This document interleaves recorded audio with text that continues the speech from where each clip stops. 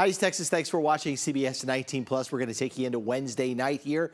The big threat of severe weather is really behind us now as we head into the nighttime hours. The next big story is going to be the colder night tonight as the clouds slowly clear out overnight. Something to point out here is our average low is now back up to 40 degrees.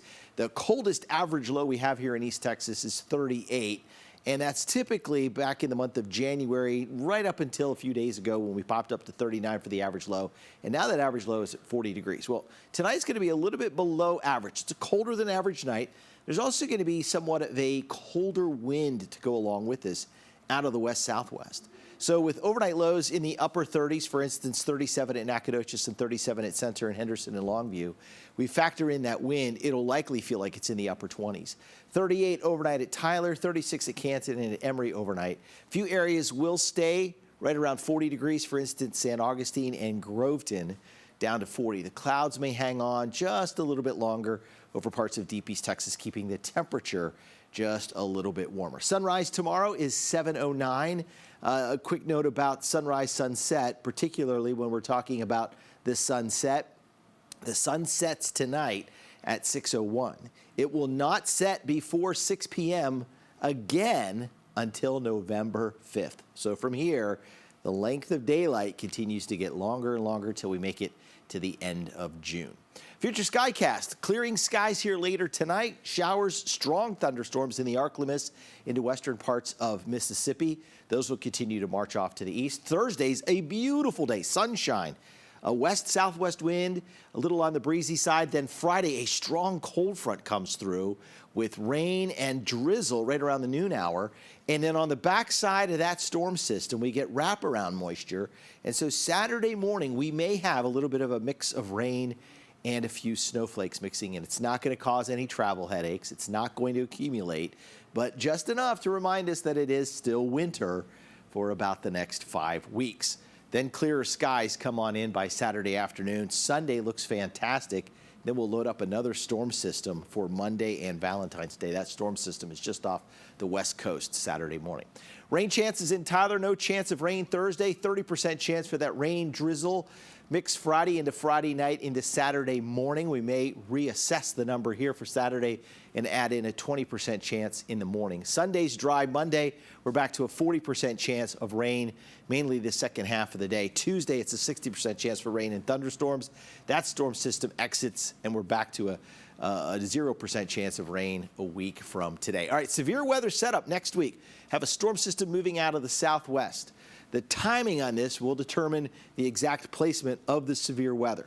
We know we're going to get rain Monday night, maybe a couple of stronger thunderstorms Monday night. But with this low pressure system here, and you'll notice the direction that the trough is leaning. So this is called a trough, right? So notice how it's tilted back to the left. So that's called negatively tilted. When that happens, you can think of it as tires spinning. And then when finally the car goes, it takes off at a faster speed. It builds up all this energy, and then it releases that energy. So as this negatively tilts, all that energy is pushed out here into the mid-Mississippi and lower Mississippi River Valley. So right now, if you look at it, this primary area of severe weather would be from East Texas, kind of where it is today, up into the mid and lower Mississippi River Valley, maybe even into the Ohio River Valley. So if this is a little slower, then that bigger severe weather threat shifts back to the west a little bit. If it's a little faster, then it could be a little bit farther to the east, leaving East Texas out of that. So we'll have to keep an eye on that. But there's another storm system that reloads right in behind that, coming in around the 17th of the month. This is an active weather pattern. We've seen this in the past already. Remember, our weather pattern cycles, according to the long-range cycling pattern theory, we are currently looking at storms coming through, signature storms about every, say, 50 days or so. So a couple of these storms moved through back in December. They're starting to cycle back through the pattern as we get into the middle part of February. The amount of rainfall that we're forecasting is just, we'll take any amount of rain we can get. We're not to the point yet where we have too much rain. We're still trying to catch up from last year's deficit of 8 inches of rainfall, short in some areas to as much as a foot of rainfall below average. So we're trying to catch up to those numbers, get everything recharged. We're now starting to see places like Lake Palestine back up to the lake level where it should be. In fact, it was overspilling the spillway yesterday. That's good news. What we're going to add here in the next 7 days, if you look at the legend on the left and then you take the contour here in the middle part of the screen, you're talking about 1.5 to 2.5 inches of rainfall across East Texas. So this is just going to be more and more rainfall to just kind of recharge the soils and get everything caught up.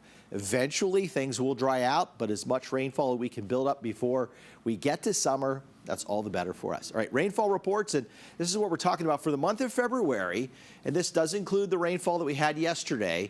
We'll add the totals in that we had for today, and then we'll update that, of course, as this week goes on. But in Tyler, in February, just under 1.5 inches of rainfall.